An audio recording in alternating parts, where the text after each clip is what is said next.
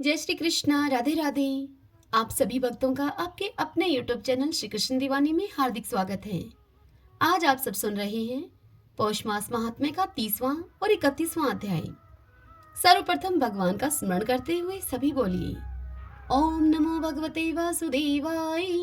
श्री राधा कृष्णाभ्याम नमो नमः। नारद जी भगवान नारायण से बोले, हे तपोनिधे, आपने पहले पतिव्रता स्त्री की स्तुति की, अब आप कृपा करके पतिव्रता स्त्री के सभी लक्षणों को संक्षेप रूप से वर्णन कीजिए। सूत जी पौष महात्म्य की इस कथा को सुनाते हुए मुनियों से कहते हैं कि हे ब्राह्मणों, नारद जी के इस प्रकार भगवान नारायण से पूछे जाने पर श्री नारायण नारद जी से बोले कि हे नारद, सुनो, मैं पतिव्रता स्त्रियों के उत्तम लक्षण तुमसे कहता हूँ। पति चाहे कुरूप हो या स्वरूप, चाहे श्रेष्ठ स्वभाव वाला हो या फिर रोग से युक्त हो, या पिशाच क्रोधी हो या फिर मद का पीने वाला हो, वृद्ध हो या मूर्ख हो, गूंगा हो या फिर बहरा हो या फिर अंधा हो, भयंकर हो तो भी पति के मन को पतिव्रता स्त्री आनंद देवे। सास ससुर विशेष करके अपने पति की भक्ति करे, धर्म के कार्यों में अनुकूल रहे और द्रव्य का संचय करे, जो सदैव घर के काम धंधे में समर्थ हो, आसन भोजन दान सम्मान मधुर भाषण इन कार्यों में हमेशा घर की मुख्य स्त्री को चतुर रहना चाहिए। घर के खर्च के लिए स्वामी ने जो द्रव्य दिया हो उसी से घर का खर्चा चलाना तथा अपनी कुशल बुद्धि से उसमें से कुछ बचा भी लेना चाहिए। दान के लिए दिए हुए द्रव्य को छुपाकर अपने पास नहीं रखना चाहिए। भर्ता की आज्ञा के बिना अपने बांधवों को कुछ भी धन देना नहीं चाहिए। दूसरे से अधिक बोलना नहीं चाहिए। संतोष रखना चाहिए। यही सब पतिव्रता स्त्री के लक्षण हैं। श्री नारायण भगवान नारद जी से बोले, हे नारद, सब लोकों में और देवताओं में पति के बराबर, पति के समान अन्य कोई देवता नहीं है। पति की प्रसन्नता से सब कामनाएं पूर्ण हो जाती हैं और अप्रसन्नता से सब काम नष्ट हो जाते हैं। श्रीमन नारायण नारायण हरि हरि, भजमन नारायण नारायण हरि हरि। सूत जी इस कथा का वर्णन सुनाते हुए मुनियों से कहने लगे कि हे मुनियों, इस प्रकार नारद मुनि पतिव्रता स्त्रियों के धर्म का वर्णन सुनकर कुछ थोड़ा सा और पूछने के लिए बोले। नारद जी नारायण से बोले, हे बद्रीपते, आपने सब दानों से उत्तम कांशी का संपुट कहा, सो इसका कारण विस्तार पूर्वक मुझसे कहिए। तब श्री नारायण भगवान नारद से बोले, हे ब्राह्मण, इस व्रत को पहले एक बार श्री पार्वती जी ने किया था। उस समय श्री पार्वती जी ने श्री महादेव जी से पूछा, कौन सा उत्तम दान देना चाहिए जिससे कि मेरा पुरुषोत्तम का व्रत संपूर्ण हो जाए। तब माता पार्वती को श्री महादेव जी बोले, कांशी का संपुट 30 मालपुए भरकर 7 धागे से लपेटकर विधिवत पूजन करें और व्रत की संपूर्णता के लिए विद्वान ब्राह्मण को देवें। यदि घर में ऐश्वर्य और संपन्नता हो तो ऐसे 30 दे देवें।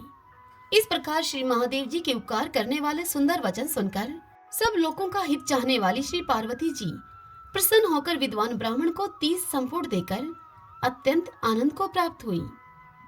सूत जी इस कथा को सुनाते हुए मुनियों से कहते हैं कि हे विप्रो, इस प्रकार श्री नारायण जी के अमृत समान वचनों को सुनकर श्री नारद जी अत्यंत तृप्त होकर बारंबार नमस्कार करके उनसे बोले, पुरुषोत्तम मां सब साधनों से श्रेष्ठ है।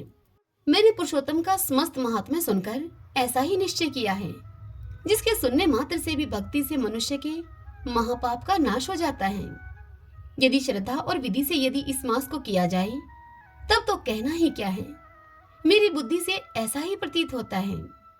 इससे आगे मुझको और कुछ भी सुनना बाकी नहीं रहा, क्योंकि मैं इस कथा रूपी अमृत से अत्यंत तृप्त हो गया हूँ। इस प्रकार वह सूत जी ब्राह्मणों का आशीर्वाद लेकर सब ब्राह्मणों की प्रदक्षिणा करके नमस्कार करके अपना कृत्य करने के लिए गंगा जी की ओर चल दिए और नैमिषारण्य में रहने वाले मुनि आपस में कहने लगे कि यह पुरुषोत्तम का महात्म्य अत्यंत श्रेष्ठ है और पुराना भी, भगत जनों को मनवांछित फल देने में कल्प वृक्ष के समान है। श्रीमन नारायण नारायण हरि हरि, भजमन नारायण नारायण हरि हरि। भगत जनों, इसी कथा के साथ हमने पुरुषोत्तम मास का संपूर्ण महात्म्य सुना है। आइए अब हम भगवान श्री कृष्ण की प्रसन्नता के लिए उनकी आरती करते हैं, क्योंकि अंतिम महात्म्य सुनने के बाद आरती आवश्यक है। आरती युगल किशोर की जय, राधे धन निछावर की जय, रवि शशि कोटि बदन की शोभा, ताई निरखे मेरा मन लोभा, गौर श्याम मुख निरखत री जय, प्रभु को स्वरूप नैन भर पी जय, कंचन थार कपूर की बाती, हरियाई निर्मल भई छाती, फूलन की सीज फूलन की माला, रत्न सिंहासन बैठे नंद लाला, मोर मुकुट कर मुरली सोही, नटवर वेश देखी मन मोही, आधा नील पीत पट सारी, कुंज बिहारी गिरवर धारी, श्री पुरुषोत्तम गिरवर धारी, आरती करे सकल ब्रज नारी, नंदलाला वृषभानु किशोरी, परमानंद स्वामी अविचल जोरी, आरती जुगल किशोर की जय, राधे धन निछावर की जय। सभी बोले श्री कृष्ण भगवान की जय, श्री गोपाल जी की जय। आइए भगतजनों, अब हम ब्रह्मा वैवर्त पुराण से आज की कथा का श्रवण करते हैं। गंगा जी की उत्पत्ति का विस्तृत प्रसंग। नारद जी ने भगवान नारायण से कहा, हे वेद वेताओं में श्रेष्ठ भगवान, पृथ्वी का यह परम मनोहर उपाख्यान मैं सुन चुका। अब आप गंगा जी का विशद प्रसंग सुनाने की कृपा कीजिए। हे प्रभु, सुरेश्वरी विष्णु स्वरूपा एवं स्वयं विष्णुपदी नाम से विख्यात गंगा सरस्वती के श्राप से भारतवर्ष में किस प्रकार और किस युग में पधारी, किसकी प्रार्थना एवं प्रेरणा से उन्हें वहां जाना पड़ा, पाप का उच्छेद करने वाला यह पवित्र एवं पुण्यप्रद प्रसंग मैं आपसे सुनना चाहता हूँ। यह सुनकर भगवान नारायण कहते हैं नारद से, हे नारद, श्रीमान शगर एक सूर्यवंशी सम्राट हो चुके हैं। मन को मुग्ध करने वाली उनकी दो रानियां थीं, वैदर्भी और शैब्या। उनकी पत्नी शैब्या से एक पुत्र उत्पन्न हुआ। कुल को बढ़ाने वाले उस सुंदर पुत्र का नाम था असमंजस। उसकी दूसरी पत्नी वैदर्भी ने पुत्र की कामना से भगवान शंकर की उपासना की। शंकर के वरदान से उसे भी गर्भ रह गया। पूरे 100 वर्ष बीत जाने पर उसके गर्भ से एक मांस पिंड की उत्पत्ति हुई। उस मांस पिंड को देखकर वह बहुत ही दुखी हुई और उसने भगवान शिव का ध्यान किया। तब भगवान शंकर ब्राह्मणों के वेश में उसके पास में पधारे और उन्होंने उस मांस पिंड को 60,000 भागों में बांट दिया। भगवान शिव की कृपा से वे सभी टुकड़े पुत्र के रूप में परिणित हो गए। उनके बल और पराक्रम की सीमा नहीं रही। उनके परम तेजस्वी कलेवर ने ग्रीष्म ऋतु के मध्यकालीन सूर्य की प्रभा को मानो हरण कर लिया था, परंतु वे सभी तेजस्वी कुमार कपिल मुनि के श्राप से जलकर भस्म हो गए। यह दुखद समाचार सुनकर राजा सगर की आंखें निरंतर जल बहाने लगी। वे बेचारे घोर जंगल में चले गए। तब उनके पुत्र असमंजस ने गंगा को ले आने के लिए तपस्या आरंभ कर दी। वे बहुत काल तक तपस्या करते रहे। अंत में काल ने उन्हें अपना ग्रास बना लिया। असमंजस के पुत्र का नाम अंशुमान था। गंगा को ले आने के लिए लंबे समय तक तपस्या करने के बाद वे भी काल के गाल में चले गए। अंशुमान के पुत्र का नाम था भगीरथ। भगीरथ भगवान के परम भक्त, विद्वान, श्री हरि में अटूट श्रद्धा रखने वाले, गुणवान और वैष्णव पुरुष थे। गंगा को लेकर आने का निश्चय करके उन्होंने बहुत समय तक तपस्या की। अंत में भगवान श्री कृष्ण के उन्हें साक्षात दर्शन हुए। उस समय भगवान के श्री विग्रह से ग्रीष्मकालीन करोड़ों सूर्यों के समान प्रकाश फैल रहा था। उनके 2 भुजाएं थीं। वे हाथ में मुरली को लिए हुए थे। उनकी किशोर अवस्था थी। वे गोप के वेश में पधारे थे। भक्तों पर कृपा करने के लिए उन्होंने यह रूप धारण किया था। हे मुनि नारद, भगवान श्री कृष्ण परिपूर्णतम पर ब्रह्मा हैं। वे चाहे जैसा रूप बना सकते हैं। उस समय ब्रह्मा, विष्णु और शिव आदि उनकी स्तुति कर रहे थे और मुनियों ने उनके सामने अपने मस्तक झुका रखे थे। सदा निर्लिप्त, सबके साक्षी, निर्गुण, प्रकृति से परे तथा भक्तों पर अनुग्रह करने वाले उन भगवान श्री कृष्ण का मुख मुस्कान से सुशोभित था। विशुद्ध चिन्मय वस्त्र तथा दिव्य रत्नों से निर्मित आभूषण उनके श्री विग्रह को सुशोभित कर रहे थे। उनकी यह दिव्य झांकी पाकर भगीरथ ने बार बार उनको प्रणाम किया और उनकी स्तुति भी की। लीला पूर्वक उन्हें भगवान से अभिष्ट वर की प्राप्ति हुई। वे चाहते थे कि मेरे पूर्वज तर जाएं। परम आनंद के साथ उन्होंने भगवान की दिव्य स्तुति की थी। भगवान श्री हरि ने गंगा जी से कहा, हे सुरेश्वरी, तुम सरस्वती के श्राप से अभी भारतवर्ष में जाओ और मेरी आज्ञा के अनुसार सगर के सभी पुत्रों को तुम पवित्र करो। तुमसे स्पर्शित वायु का संयोग पाकर ही वे सभी राजकुमार मेरे धाम में चले जाएंगे। उनका भी विग्रह मेरे जैसा ही हो जाएगा और वे दिव्य रथ पर सवार होंगे। उन्हें मेरे पार्षद होने का सुअवसर प्राप्त होगा। वे सर्वदा आदि व्याधि से मुक्त रहेंगे। उनके जन्म जन्मांतर के पापों की समस्त पूंजी समाप्त हो जाएगी। श्रुति में कहा गया है कि भारतवर्ष में मनुष्यों के द्वारा उपार्जित करोड़ों जन्मों के पाप गंगा की वायु के स्पर्श मात्र से नष्ट हो जाते हैं। स्पर्श और दर्शन की अपेक्षा गंगा देवी में मौसल स्नान करने से 10 गुना पुण्य होता है। सामान्य दिनों में भी स्नान करने से मनुष्य के अनेकों जन्मों के पाप नष्ट हो जाते हैं। पर्वों तथा विशेष पुण्य तिथियों पर स्नान करने का विशेष फल कहा गया है। सामान्यतः गंगा में स्नान करने की अपेक्षा चंद्र ग्रहण के अवसर पर स्नान करने से अनंत गुना अधिक पुण्य कहा गया है। सूर्य ग्रहण में इससे दुगना अधिक समझना चाहिए। इससे 100 गुना पुण्य अर्ध उदय के समय स्नान करने से मिलता है। हे नारद, इस प्रकार गंगा और भगीरथ के सामने कहकर देवेश्वर भगवान श्रीहरि चुप हो गए। तब गंगा ने भक्ति से अत्यंत नर्म होकर उनसे कहा। गंगा श्रीहरि से बोली, हे नाथ, सरस्वती का श्राप पहले से ही मेरे सिर पर सवार है। आप भी आज्ञा दे रहे हैं और इन महाराज भगीरथ की इसी कारण से तपस्या भी हो रही है। अतः मैं अभी भारतवर्ष में जा रही हूँ। परंतु हे प्रभु, वहां पर जाने पर अनेकों पापी जन अपने जिस किसी प्रकार के भी पाप को मुझ पर लाद देंगे। ऐसी स्थिति में मेरे ऊपर आए हुए वे पाप कैसे नष्ट होंगे? इसका उपाय तो बतला दीजिए। हे देवेश, मुझे भारतवर्ष में कितने वर्षों तक रहना पड़ेगा और तदंतर फिर मैं कब आप परम प्रभु के धाम में आने की अधिकारिणी बन सकूंगी? हे प्रभु, आप सर्वांतर्यामी से कोई बात भी छिपी नहीं है। हे सर्वज्ञ देव, मेरे अंतःकरण में अन्य भी जो कामनाएं छिपी हुई हैं, उनके भी पूर्ण होने का उपाय बताने की आप कृपा कीजिए। तब श्री भगवान गंगा से बोले, हे सुरेश्वरी गंगे, मैं तुम्हारे सभी अभिप्रायों से परिचित हूँ। तुम नदी के रूप में भारतवर्ष में पधारोगी और मेरे ही अंश स्वरूप समुद्र तुम्हारे पति होंगे। भारतवर्ष में सरस्वती आदि अन्य जितनी भी नदियां होंगी, उन सब में समुद्र के लिए तुम ही सबसे अधिक सौभाग्यवती मानी जाओगी। हे देवेशी, कलयुग के 5000 वर्षों तक तुम्हें सरस्वती के श्राप से भारतवर्ष में रहना है। हे देवी, लक्ष्मी रूपा तुम रसिका हो और मेरे स्वरूप समुद्र रसिक राज हैं।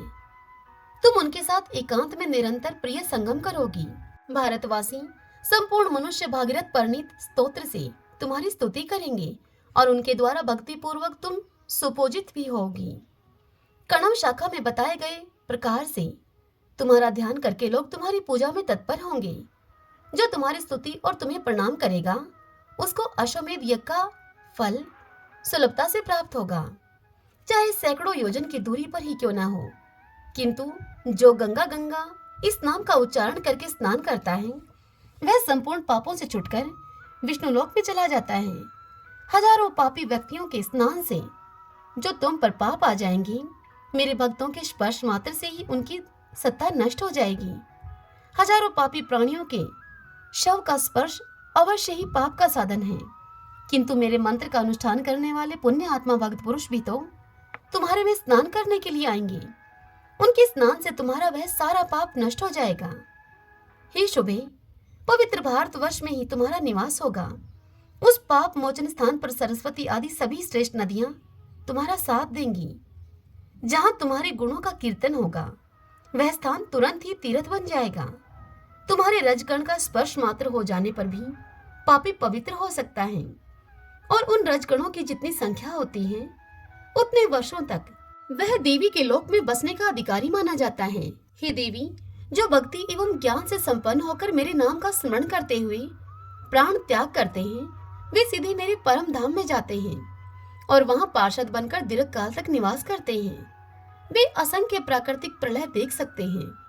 मृत व्यक्ति का शव बड़े पुण्य के प्रभाव से ही तुम्हारे अंदर आ सकता है। जितने दिनों तक उसकी एक एक हड्डी तुम्हारे में रहती है, उतने समय तक वह बैकुंठ में वास करता है। यदि कोई अज्ञानी व्यक्ति तुम्हारे जल का स्पर्श करके प्राण त्याग करता है तो वह मेरी कृपा से सालोक्य पद का अधिकारी होता है। अथवा कोई कहीं भी मरे, यदि मरते समय जिस किसी प्रकार से भी तुम्हारे नाम का उसे स्मरण हो जाता है तो उसे मैं सालोक्य पद प्रदान करता हूँ। ब्रह्मा की आयु पर्यंत वह वहां पर रह सकता है। कोई तीर्थ में मरे या अतीर्थ में, तुम्हारे स्मरण के प्रभाव से सारूप्य पद का अधिकारी वह पुरुष ऐसा शक्तिशाली बन जाता है कि वह त्रिलोकी को भी पवित्र कर सकता है। जिनके बांधव मेरे भक्त हैं, वे चाहे पशु आदि ही क्यों न हो, वे सर्वोत्तम रत्न निर्मित विमान पर सवार होकर गोलोक में चले जाते हैं। हे मुनिवर नारद, इस प्रकार गंगा से कहकर भगवान श्री हरि ने राजा भगीरथ से कहा कि राजन, तुम अभी इन गंगा की स्तुति तथा भक्तिभाव के साथ पूजा करो। तब भगीरथ भक्ति पूर्वक गंगा के सत्वन और पूजन में संलग्न हो गए। कोतुमी शाखा में कहे हुए ध्यान और स्तोत्र से उन्होंने गंगा की पूजा संपन्न की। तदंतर उन्होंने परम प्रभु परमात्मा भगवान श्री कृष्ण को बार बार प्रणाम किया। इसके बाद भगीरथ और गंगा की अभिष्ट स्थान की ओर यात्रा आरंभ हो गई तथा भगवान अंतर्ध्यान हो गए। इतनी कथा सुनकर नारद जी ने पुनः पूछा भगवान नारायण से, हे वेदज्ञों में प्रमुख प्रभु, किस ध्यान स्तोत्र से तथा किस पूजा कर्म से राजा भगीरथ ने गंगा की पूजा की, यह मुझे स्पष्ट बताने की कृपा कीजिए। तब भगवान नारायण कहते हैं, हे नारद, राजा भगीरथ ने नित्य क्रिया के पश्चात स्नान किया, 2 स्वच्छ वस्त्र धारण किए, तब इंद्रियों को नियंत्रण में रखकर भक्ति पूर्वक 6 देवताओं की पूजा की।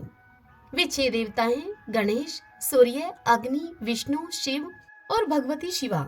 इन देवताओं का पूजन करने पर वे गंगा जी की पूजा के पूर्ण अधिकारी बन गए। हे नारद, विघ्न दूर होने के लिए गणेश की, आरोग्यता के लिए सूर्य की, पवित्रता के लिए अग्नि की, मुक्ति प्राप्ति के लिए विष्णु की, ज्ञान के लिए ज्ञानेश्वर शिव की और बुद्धि की वृद्धि के लिए भगवती शिवा की पूजा करना आवश्यक है।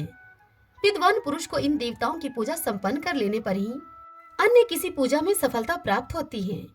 हे मुने, सुनो, इस प्रकार से भगीरथ ने गंगा का ध्यान किया था। भगवान नारायण कहते हैं कि हे नारद, यह ध्यान संपूर्ण पापों को नष्ट कर देता है। गंगा का वर्ण श्वेत चंपा के समान स्वच्छ है। ये समस्त पापों का उच्छेद कर देती है। पर ब्रह्मा पूर्णतम भगवान श्री कृष्ण के श्री विग्रह से इनका प्रकाट्य हुआ है। ये परम साध्वी और उन्हीं के समान सुयोग्य हैं। वहीन शुद्ध चिन्मय वस्त्र इनकी शोभा को बढ़ाते हैं। रत्नमय भूषणों से ये विभूषित हैं। इन आदरणीय देवी ने शरद पूर्णिमा की सैकड़ों चंद्रमाओं की स्वच्छ प्रतिमा को अपने में स्थान दे रखा है। ये सदा मुस्कुराती रहती हैं। इनके तारुण्य में कभी स्थिरता नहीं आती। ये शांत स्वरूपिणी देवी भगवान नारायण की प्रिया हैं। सत सौभाग्य कभी इनसे दूर नहीं हो सकता। इनके सिर पर सघन अलकावली है। मालती के पुष्पों की माला इनकी शोभा को बढ़ा रही है। इनके ललाट पर चंदन बिंदुओं के साथ सिंदूर की बिंदी है, जिससे कि उनका लालित्य बढ़ गया है। गंड स्थल पर कस्तूरी से पत्र रचना की गई है, जो नाना प्रकार के चित्रों से सुशोभित है। इनके परम मनोहर दोनों होठ पके हुए बिलव फल की लालिमा को तुच्छ कर रहे हैं। इनकी मनोहर दंत पंक्तियों के सामने मोतियों की लड़ी नग्न समझी जाती हैं। इनके कटाक्ष पूर्ण बांकी चितवन से युक्त नेत्र परम मनोहर हैं। इनका वक्षस्थल विशाल है। स्थल कमल की प्रभा का पराभव करने वाले 2 सुंदर चरण हैं। रत्नमय पादुकाओं से शोभा पाने वाले उन चरणों में महावर लगा हुआ है। देवराज इंद्र के मुकुट में लगे हुए मंदार के फूलों के रजकण से इन देवी के श्री चरणों की लालिमा गाढ़ी हो गई है। देवता सिद्ध और मुनिंद्र अर्घ्य लेकर सदा सामने खड़े हैं। तपस्वियों के मुकुट में रहने वाले भौरों की पंक्ति से इनके चरण संयुक्त हैं। इनके पावन चरण मुमुक्षु जनों को मुक्ति देने में तथा कामी पुरुषों की कामना को पूर्ण करने में अत्यंत कुशल हैं। ये परम आदरणीय देवी सबकी पूज्या, वर देने में प्रवीण, भक्तों पर कृपा करने में परम कुशल, भगवान विष्णु का पद प्रदान करने वाली तथा विष्णुपदी नाम से सुविख्यात हैं। इन परम साध्वी गंगा देवी की मैं उपासना करता हूँ। हे ब्राह्मण, इसी ध्यान से 3 मार्गों से विचरण करने वाली कल्याणी गंगा का हृदय में स्मरण करना चाहिए। उसके बाद 16 प्रकार के उपचारों से इनकी पूजा करें। आसन, पाद, अर्घ्य, स्नान, अनुलेपन, धूप, दीप, नैवेद्य, तांबूल, शीतल जल, वस्त्र, आभूषण, माला, चंदन, आचमन और सुंदर शैया, ये अर्पण करने के योग्य 16 उपचार हैं। इन्हें भगवती गंगा को भक्ति पूर्वक समर्पण करके उन्हें प्रणाम करें और फिर दोनों हाथ जोड़कर उनकी स्तुति करें। इस प्रकार गंगा देवी की उपासना करने वाले बड़भागी पुरुष को अश्वमेध यज्ञ का फल प्राप्त होता है। उसके बाद श्री गंगा जी का परम पुण्यदायक और पाप नाशक स्तोत्र सुनाकर फिर भगवान नारायण ने कहा। भगवान नारायण नारद से बोले, हे नारद, राजा भगीरथ उस स्तोत्र से गंगा की स्तुति करके उन्हें साथ लेकर वहां पहुंचे जहां सगर के 60,000 पुत्र जलकर भस्म हो गए थे। गंगा का स्पर्श करके बहने वाली वायु का स्पर्श होते ही वे सब राजकुमार तुरंत ही बैकुंठ में चले गए। भगीरथ के सत परतन से गंगा का आगमन हुआ, अतः गंगा को भागीरथी कहते हैं। यो गंगा का संपूर्ण उत्तम उपाख्यान तुमसे कह दिया।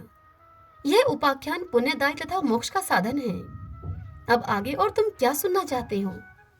यह सुनकर नारद जी ने पुनः पूछा भगवान नारायण से, हे प्रभु, शिव जी के संगीत से मुग्ध होकर जब श्री कृष्ण और राधा द्रव भाव को प्राप्त हो गए तब क्या हुआ? उस समय वहां जो लोग उपस्थित थे उन्होंने कौन सा उत्तम कार्य किया? ये सब बातें विस्तार पूर्वक मुझे बताने की कृपा कीजिए प्रभु। तब नारायण भगवान नारद से बोले कि नारद, एक समय की बात है, कार्तिक की पूर्णिमा थी। राधा महोत्सव बड़े धूमधाम से मनाया जा रहा था। भगवान श्री कृष्ण सम्यक प्रकार से राधा की पूजा करके रास मंडल में विराजमान थे। तत्पश्चात ब्रह्मा आदि देवता तथा शौनक आदि ऋषि प्रायः सभी महानुभावों ने बड़े आनंद के साथ श्री कृष्ण पूजिता श्री राधा जी की पूजा की और फिर वे वहीं विराजमान हो गए। इतने में ही भगवान श्री कृष्ण को संगीत सुनाने वाली देवी सरस्वती हाथ में वीणा लेकर सुंदर ताल और स्वर के साथ गीत गाने लगी। तब ब्रह्मा ने प्रसन्न होकर एक सर्वोत्तम रत्न से बना हुआ हार पुरस्कार के रूप में उन्हें अर्पण किया। शिव से उन्हें अखिल ब्रह्मांड के लिए दुर्लभ एक उत्तम मणि प्राप्त हुई। भगवान श्री कृष्ण ने उन्हें संपूर्ण रत्नों में श्रेष्ठ कौस्तुभ मणि भेंट की। राधा ने अमूल्य रत्नों से निर्मित एक अनुपम आहार, भगवान नारायण ने एक सुंदर पुष्पमाला और देवी लक्ष्मी ने बहुमूल्य रत्नों के 2 कुंडल सरस्वती को पुरस्कार के रूप में भेंट किए। विष्णु माया ईश्वरी, दुर्गा, नारायणी और ईशाना नाम से विख्यात भगवती मूल प्रकृति ने सरस्वती के अंतःकरण में परम दुर्लभ परमात्मा भक्ति प्रकट की। धर्म ने धार्मिक बुद्धि उत्पन्न करने के साथ ही प्रपंचात्मक जगत में उनकी कीर्ति विस्तृत की। अग्निदेव ने चिन्मय वस्त्र और पवन देव ने मणिमय नुपुर सरस्वती को प्रदान किए। इतने में ब्रह्मा से प्रेरित होकर भगवान शंकर श्री कृष्ण संबंधी पद, जिसके प्रत्येक शब्द में रस के उल्लास को बढ़ाने वाली शक्ति भरी थी, बारंबार वह गाने लगे। उसे सुनकर संपूर्ण देवता मूर्छित से हो गए। ऐसा जान पड़ता था मानो सब चित्र विचित्र पुतले हैं। बड़ी कठिनता से किसी प्रकार उन्हें चेत हुआ। उस समय देखा गया कि समस्त रास मंडलों में संपूर्ण स्थल जल से अपलावित है। श्री राधा और श्री कृष्ण का कहीं पता नहीं है। फिर तो गोप, गोपी, देवता और ब्राह्मण सभी अत्यंत उच्च स्वर से विलाप करने लगे। उस समय ब्रह्मा जी भी वहीं पर थे। उन्होंने ध्यान के द्वारा भगवान श्री कृष्ण का पुनीत विचार समझ लिया। भगवान श्री कृष्ण ही श्री राधा के साथ जलमय हो गए हैं, यह बात उन्हें भली भांति मालूम हो गई। तब वे सभी महाभाग देवता परब्रह्मा परमात्मा श्री कृष्ण की स्तुति करने लगे। सभी ने अपनी प्रार्थना सुनाई। हे विभो, हमारा केवल यही अभीष्ट वर है कि आप अपनी श्री मूर्ति के हमें पुनः दर्शन करा दें। ठीक उसी समय अति मधुर एवं स्पष्ट शब्दों में एक आकाशवाणी हुई। सब लोगों ने उसे भली भांति सुना।